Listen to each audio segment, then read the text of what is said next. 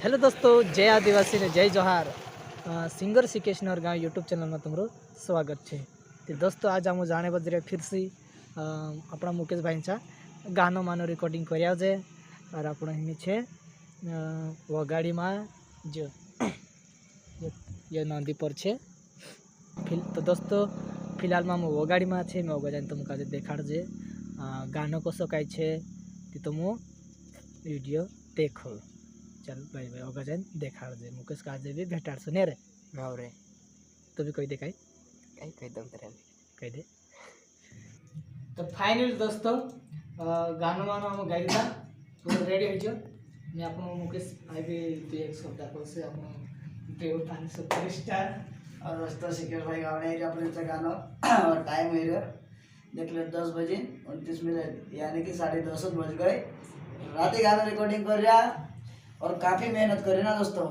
ते पहले तो मु गान सुन लो कसो कहना के ना तो स्टेप पर सौंदर्य रहने ना के सेवा लागे नहीं गुदड़ी में कोई गुदड़ी आवती नहीं गुदड़ी में कोई ना कर यार तुम फिर से कोई जाने के फिर से कह रहे हो तुम सिकेश भाई गाई रही थी कसो गाई सकती बता दे ना।